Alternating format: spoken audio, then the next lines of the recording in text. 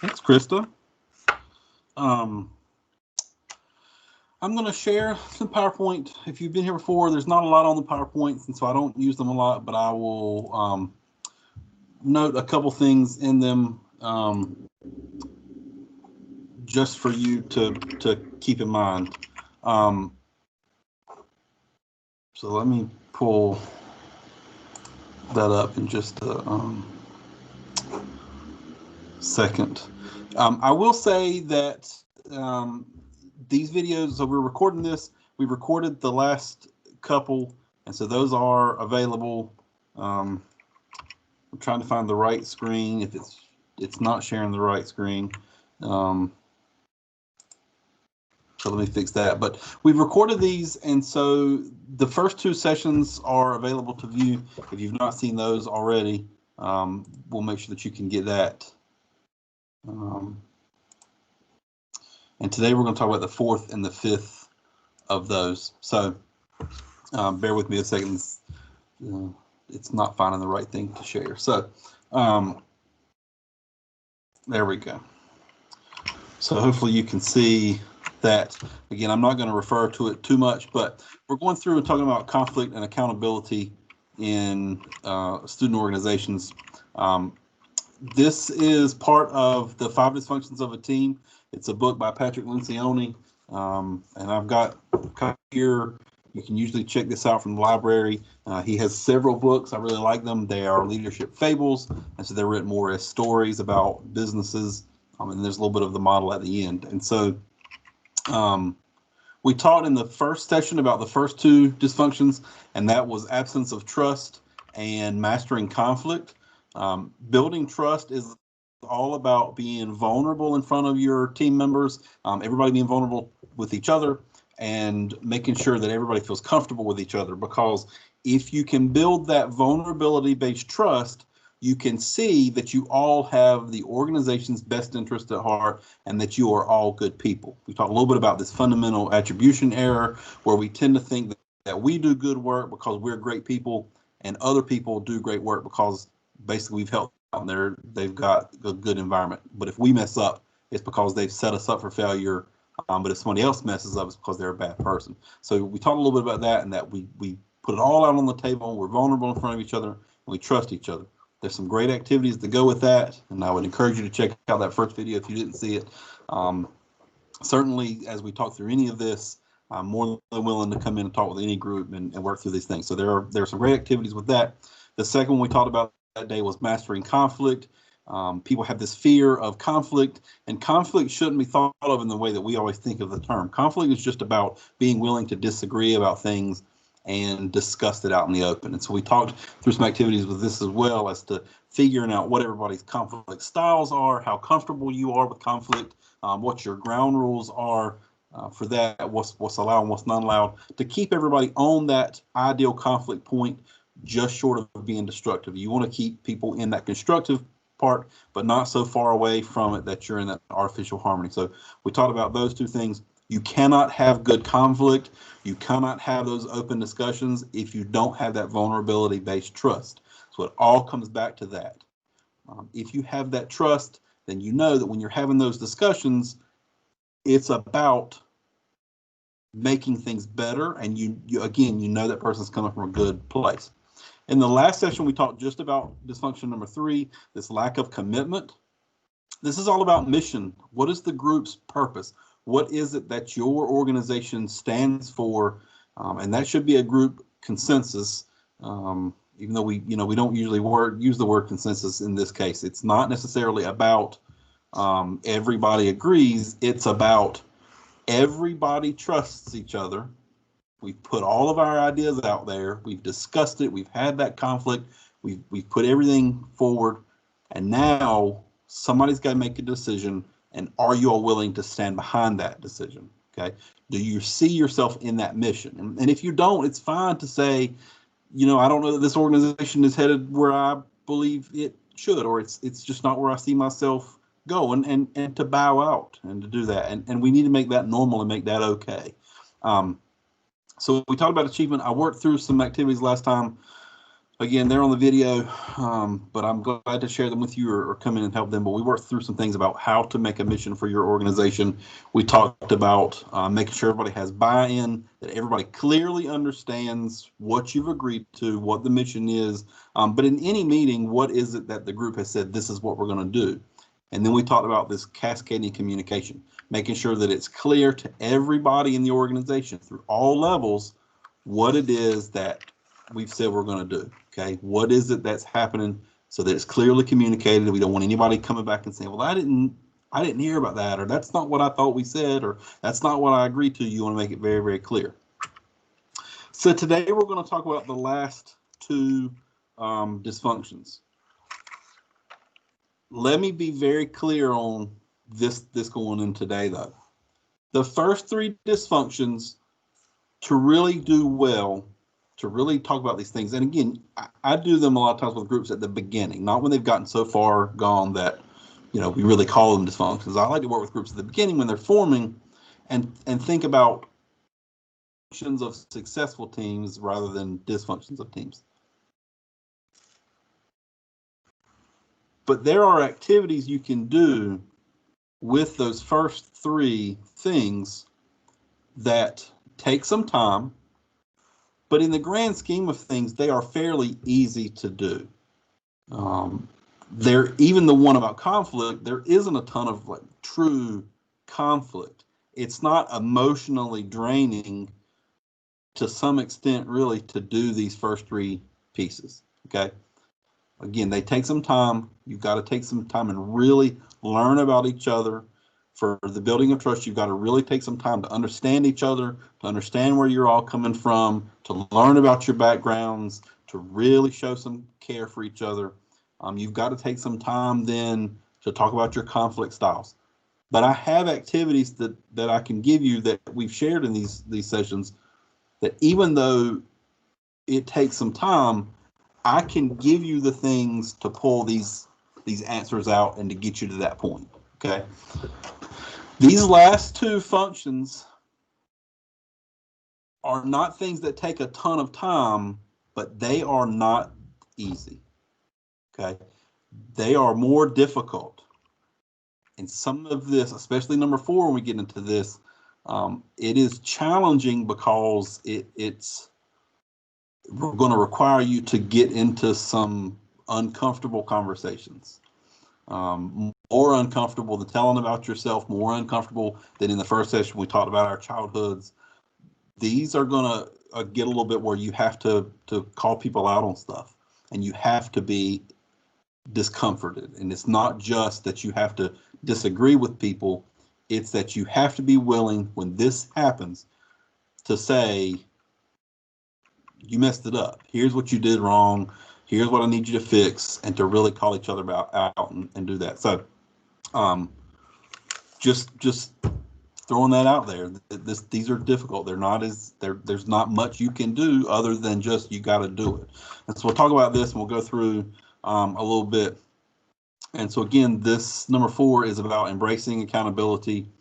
Accountability, and I'm going to stop sharing that because you don't really need it necessarily, and we'll come back to it. Accountability in this case is this willingness of team members to remind each other when you're not living up to performance standards of the group. All right, so we've agreed on this is what everybody's going to do. This is going to be our mission. This is what we're trying to accomplish. And then if somebody does not live up to that, whether it be you didn't live up to the standards of what we said for conflict, so sometimes it gets petty and people start getting personal. So sometimes it's a group dynamic issue. Sometimes it's, well, we said that you were going to call this person and set up a meeting with that, and you didn't do that. Sometimes it is that,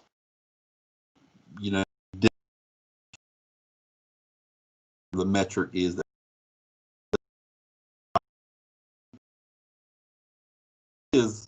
you didn't live up to our standards. Okay. This is all about actually saying to folks, hey, you didn't live up to our standards. You didn't do what was to happen. You didn't treat people right. You didn't act the way we have agreed that we're going to act in this group. And we need to fix that. This is peer to peer. Okay. Peer pressure, this distaste for letting down a colleague will motivate more than this fear of authoritative punishment. This accountability has to come from each other, it has to come from your peers within the group, but it has to be modeled first by the leader. If you are a member of a group, and think about it this way, if you're a member of a group and you know that your leader, okay, your president, if you're at workplace, your boss, if you know that that boss is going to hold your peers accountable, it's a little easier for you to go to them and tell them, hey, I know you're going to hear this anyway, but before so-and-so has to tell you, like, this is what happened, like, what's going on with that? But if you're in an organization, whether it be a club or a workspace or whatever, and you know that your boss is never going to say anything to that person, are you going to do it either? No, most people are going to say, I'm not going to put myself out there. I'm not going to make them mad at me if there's not going to be any consequences. If the boss isn't going to say anything to them, if the president of our club's not going to say anything to them, or the advisor or whatever, then I'm not going to do it. I'm not putting myself out there for that. So it needs to be peer-to-peer, has to be modeled by the leadership, okay? Remind people of their responsibilities, again, both in terms of behavior and results. And I think the behavior ones are even more detrimental to groups, because if you miss a goal, or you tell me, if you're part of a group and you've assigned a task to another member, or one of your peers is supposed to do something, are you more or less willing to forgive them for that than if they do their work but come in and treat you all like garbage? Like, what's more forgivable there? We all make mistakes, and I know we've all been part of a group project, whether it be for class or whatever, where somebody didn't carry their weight. And me personally, because I've been there. Like, I'm bad at group projects with class. Nobody wants to be in a group project with in class. But you want somebody that does that occasionally, or comes in and just talks just nasty to people. So both are dangerous and both have to be handled. But I do personally think, I think the results are easier to hold people accountable for than the behavior, even though the behavior is more important. We don't want to tell people, hey, you're a nasty person, or you were rude, or that was, you acted wrongly, not just that you didn't carry a task out. And again, when you're talking about motivation, peer pressure is a good motivator, but this is where you really start to think back into the third dysfunction. Does that person even see themselves in the mission of this group?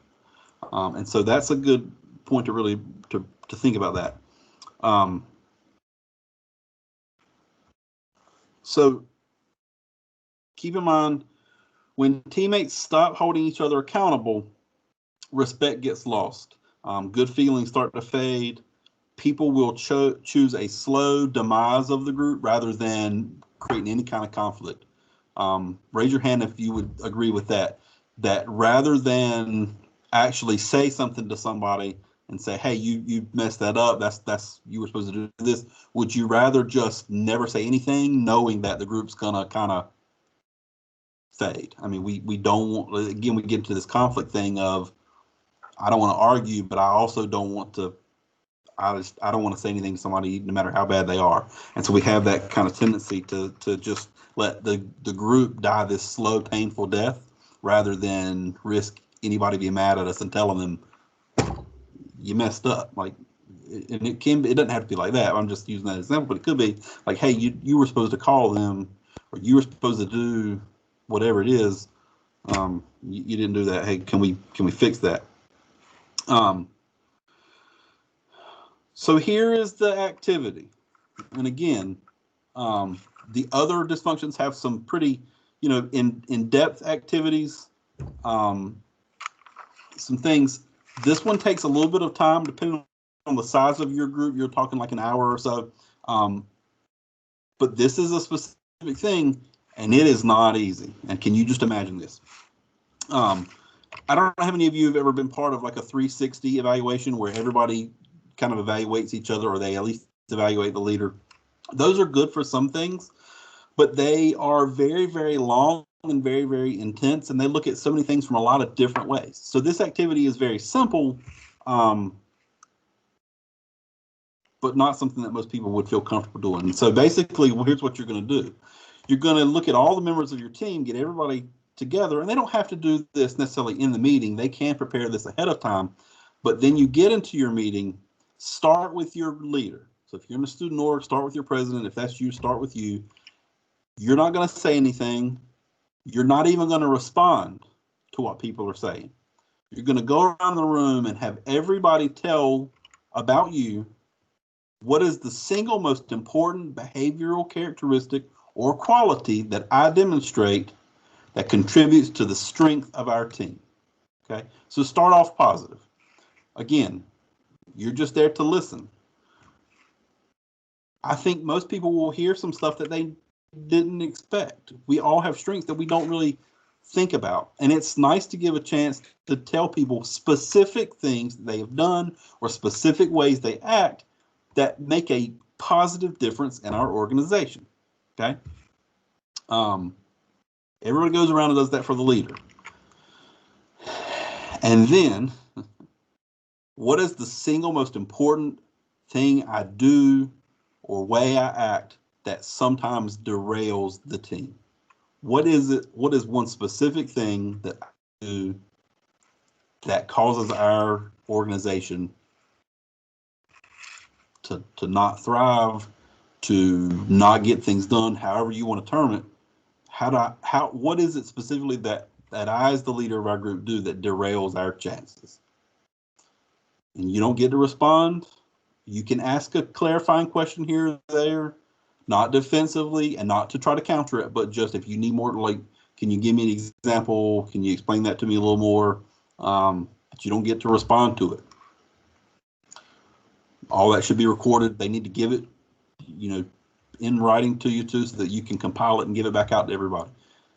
And then everybody gets a turn. Everybody goes around to all the other folks in the room. Here are the things that you do, or here's the specific actions you take that make us a stronger organization. And then here are the things that you specifically do that hurt us as a group. Again, I don't think it will take most people a long time. I think it would take some folks a little bit of time to think. So you may want to give this, if this is an activity you do, some time to think about it ahead of time and bring it in. But it's not something that takes a long time to really get ready. But I do think that this is one of the more difficult activities that I suggest along with these 5 dysfunctions. It does not work well for a group that's brand new. It's better for a group that's worked together at least a couple months so that you actually can see the things that the person contributes. But it is really, really important and very, very powerful. Again, it does need to be specific, but I think it's a lot of good information. And so I definitely recommend it no matter how kind of it is. And so that's embracing accountability. Again, it all comes down to being able to follow through on the things that you've agreed to do. And so going all the way back to the beginning, we talk about that trust. The trust is going to keep coming up. You've got to make sure that everybody understands each other and that everybody knows that you're coming from a good place. You've got a good heart. You want the best for each other and the organization. And that you're not necessarily saying this is a bad person, because sometimes we don't realize the things we do. And that's why it's important with this accountability that we share, sometimes we don't do things we were supposed to do because we forgot, or something came up. There may be a legitimate reason. In the end, it doesn't matter. Whatever it was didn't get done. And so this is the time to talk about, do you believe in the mission? Do you have time for this group? Not in a negative way, not like you don't even care about this group, you even have time for it. But the simple fact is, do you have time to commit? Let's think about it. You see yourself in the mission, but can you commit to that? Okay, so when we talk about going back, The third one isn't called, mission. It's lack of commitment. Can you really commit to it? Not that you want to commit to it, not is your heart strong for it, but do you have the ability to do it? Okay, so it all comes down to getting it set up. Dysfunction 4 is when we talk about rubber hitting the road and doing. And are you doing it? All right. So that's the fourth dysfunction. Again, not a lot of setup activities for it. This is one of those things that is ongoing once you are carrying out your actions, once you're doing projects. Make sure that you're constantly doing these. The other one's kind of you do it and then you move forward. 4 and 5 are ongoing, that you're kind of always doing them as a function of the organization. Looking at the fifth dysfunction, focusing on results, this inattention to results. This is a little difficult for student organizations. If you were in a business, you would have a lot of things that you might measure success with. So if you're looking at a business, if you were a company, you may think about, how many sales did I make? How much revenue did I bring in? What was our profit? What's our market share? What is, how much are we, how much money are we making, whatever it is. What's our stock price? Those are easy things to measure. And I do see some questions. I will come back to that, I promise. As a student organization, you're a nonprofit. Many of you are here to network. You're here to do community service. You're here to help people. So how do you measure success? So dysfunction 5 or function 5 for focusing on results, however you want to look at it, is all about whatever you want it to be. Create a scoreboard of some type that you can measure success. Okay, so it doesn't have to be about money. Look at sports. All right, we're in the middle of football season. I hate to talk about it too much, but look at football. What for ECU football, for example, or if you're an NFL fan, you look at different ways of measuring success. Is it that you won the game? Maybe normally it is. What if you were playing the Chiefs and you're coming up against Mahomes and you're thinking, my scoreboard, what I want to measure success with isn't necessarily winning, it's scoring a certain number of points or holding them to a certain number of yards. So with a lot of these different organizations, there are things that you can quantitatively measure. All right. I realize that with student organizations and nonprofit groups, that's not going to be as easy. Okay. So the good thing is you get to decide what it is that you want to measure, right? How are you going to define success? That could be that you find something that you survey. And so it could be that you say, all right, one of our biggest pushes is that we want to help people. We want to help people find internships. And maybe you decide there's a certain percentage, 75% of our members are able to receive internships. Or maybe your big thing right now, and this is a struggle for you, maybe a big purpose of your organization in most years is that you travel to conferences or that you present case studies or something at a group. I'm at a conference and you don't have that chance right now. And so how are you going to measure success? Maybe you measure that success in this year on membership. We want to retain 20 members this year, and that's our goal for the year. That's how we're going to measure success. Or we want to recruit 10 new members this year. And so maybe your group's goal is membership. Maybe it's in number of hours that you perform service. Maybe it's in dollars raised for philanthropy. But you get to decide. Okay. There's no gold standard where we say, all groups are going to be measured by this. This is your choice. But you need to have something. Maybe it's that so in student government, we do some surveys a couple of times a year for our members to ask, do you feel like you gain leadership skills for being a member of student government? All right. And if 95%, and that for me, for something like student government, that goal should be high. If 95% of our members at least slightly agreed with the fact that they gained some leadership skills, then that's a success. Do you feel like you served the student body by being a member of this group? If 95% of our group says yes, then that's a success for me. I don't ask a lot of questions on that survey. Okay, there's a lot of things, logistics we want to know, but really when I put out to our bosses and when I kind of publicize to students and parents, I only pick a couple things that I consistently from year to year say, here are our measurables, okay? Because just like in sports, I don't want to be like one of those people that says, well, you know, he's got the 4th most yards for the 5th round draft pick from a school east of the Mississippi that ends with the letter Y. Like, that gets too specific. You get all of these measurables. Pick 1 or 2 that are really going to be, this is what we are going to hang our hat on. This is what we're going to consider being successful, okay? And so whatever those are, again, you get to pick it. But the thing to remember is the dysfunction of this one, and I'll share it again. I know I keep turning it off for you, turning it on and off. Success on this all becomes about ego. This what becomes the distraction. Is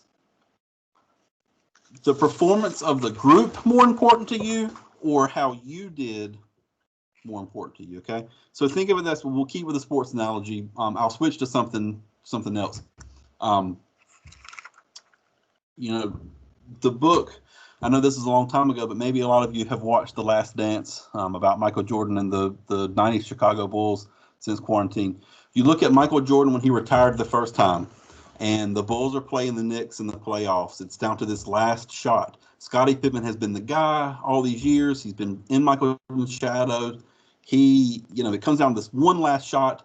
Somebody's got to take it. The coach draws up a play, and somebody else other than Scottie Pippen is picked to shoot this final shot. Scottie Pippen is so mad that he won't go on the court. He leaves. He walks out. Bulls win, and that's great. But Scottie Pippen was more worried in that moment about his success than the team's success. There may be things he's really great at, defensively or whatever, but maybe in that clutch moment, that's not his strength. But he wanted the success to rest on him. And that's not just where you want to take accountability, where you want to make sure that you're working your hardest. That's nothing more than ego of wanting the glory and wanting to do it all. And sometimes that causes us to take on too much, or we're not letting other people help, and we're not going to be set up for success. So are you being, thoughtful of the team success, or are you looking at your own ego? All right. So this is, if you play fantasy sports, and I don't, I'm terrible at those things, but if you play fantasy sports, you're really looking at individual players. Okay. If you interviewed a pitcher for, we're in the baseball playoffs right now. If you interviewed a pitcher of the losing team and he says, I struck out 10 guys today, I'm really happy, but they lost, it's not going to go over well with the rest of the team. Okay, because they've decided winning. Winning is what's important. That's what we're measuring success by. If you come in and start talking to me, well, we lost, but I threw 3 touchdowns, or I didn't throw any interceptions, or if you go back to baseball, I struck out these guys, or I had 2 home runs today. I know we lost, but I did good. That's not going to work. If you start looking at your organization and say, well, I know we were trying to raise $1,000 this year, and we didn't come close to that. But I made some great connections that are going to help me get an internship later, and that was really kind of what I'm here for. And so it's fine with me. Great, that's what you're here for, and that's why it's important that you are honest about those things. Not in the way at the end of like, well, it doesn't matter. But when you're going into it, you've got that trust. I think it's fine to tell your teammates, I'm really nervous about this. I know that we've got this going on. I know we're trying to raise this money, but I really am dependent on this group to help me network and help me get a job. And so help me leverage that. That again is that vulnerability. That's not ego. That is vulnerability to say, this is my goal. This is our goal, but I need help with this. So again, figure out what your goal is going to be for your group. But again, pick one or two things. The worst thing you can do is pick all of the metrics or nothing at all. Okay. And again, I know it's harder for a student group, but pick something that's going to be your measure of success. It's easy to fall into the trap, though, of wanting something that isn't objective, that you want something that's kind of fuzzy that you can kind of determine, but you want something objective. It's also easy to fall into this trap of, numbers don't define us, but you're the one that picked that metric. You're the one that picked that scoreboard. All right. So if you come to the end and you don't meet your goal, and it's fine. Sometimes, listen, it's fine to not meet the goal. But did you try it? What caused it to go wrong? Whatever. But if you get to the end, don't just start making excuses and say, well, that can't define me. That's a bad measure. You agreed to the measure. And that gets back to the third thing of you committed to that. You all decided that. So distractions from this one, if you see on the screen, ego is the big one. And then the second one that we talk about that really applies to student groups is this number one team dilemma.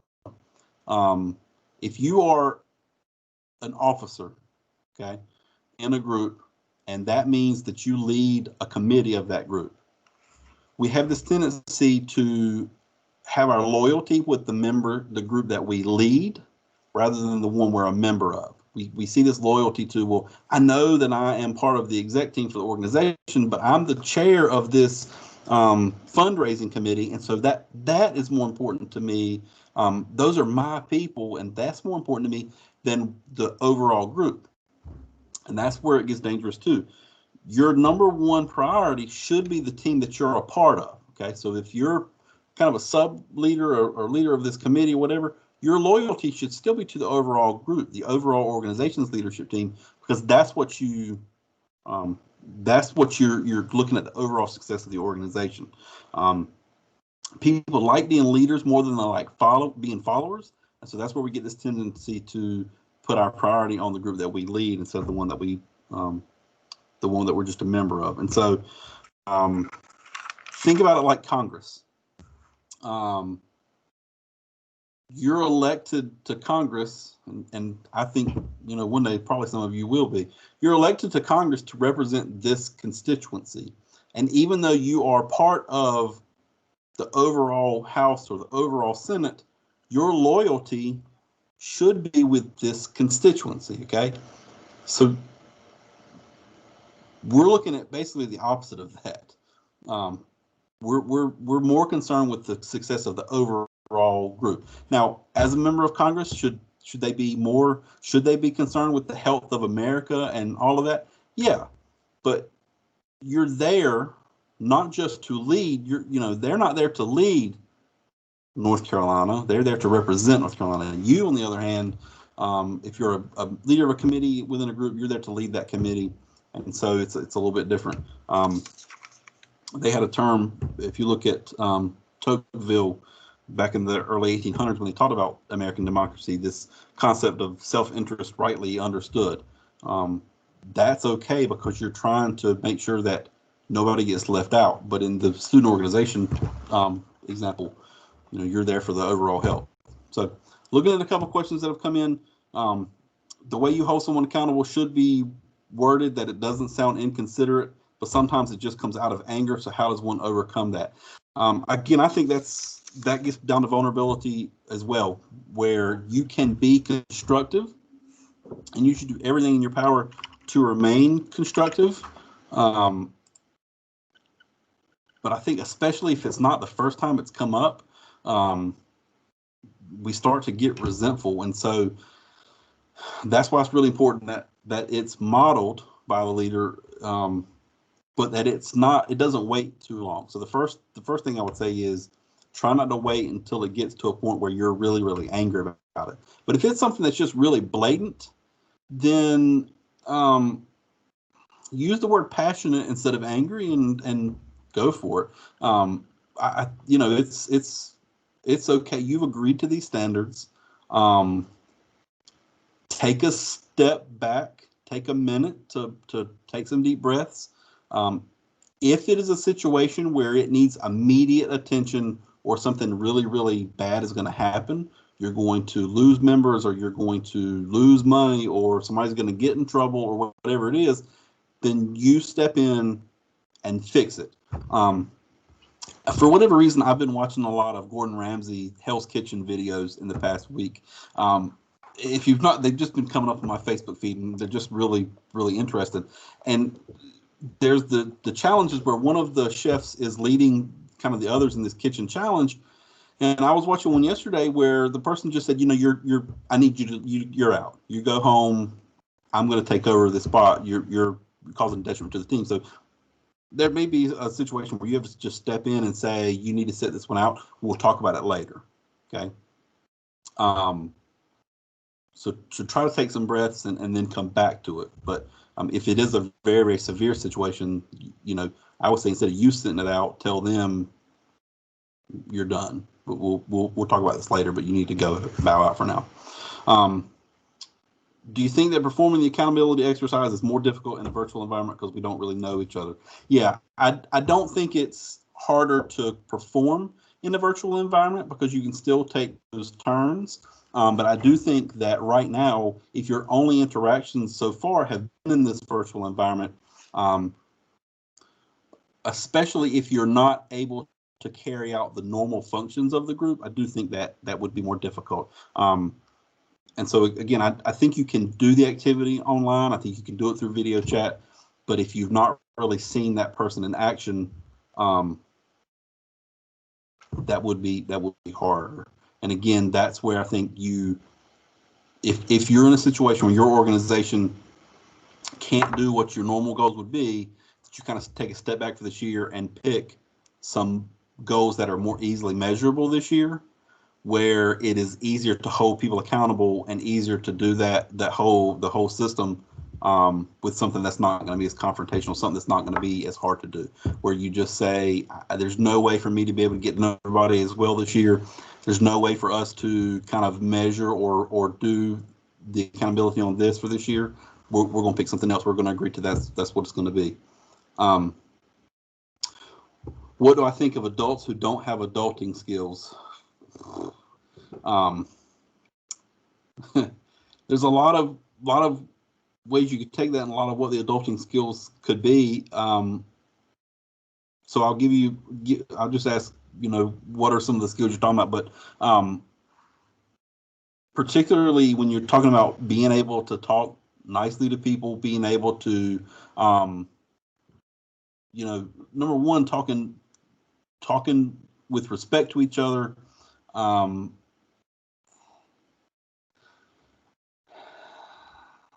These are the times where you have to have conversations about accountability, not just to the task of the group or the goal of the group, but to their existence within the group in general. And that's what I meant when I was talking earlier about basically you have two different things that have to be held accountable. One is people's performance, and another is people's behavior and actions. And that behavior and actions is tougher. It causes way more conflict. It's way less forgivable. But then, so I work with a lot of different groups, and I'm working through that very thing right now with a group where there's somebody that just causes a lot of conflict. And the problem is nobody wants to hold that person accountable because everybody's terrified of being the next brunt of their kind of outbursts. You kind of have two things, and Krista and I worked on this with some other student organizations where everybody at some point decides we're just going to let this group fail. We're just going to let them fizzle out rather than fix it. So, Chris, I don't know if you had your hand up and you have something to add, but I don't think a lot of people that don't have adulting skills. That is a tough one, but that's why this is very, very important. That's why we talk about this fourth one where there's not a lot to do with it, but just to do it, and it's not an easy, but it just has to be powered through. So.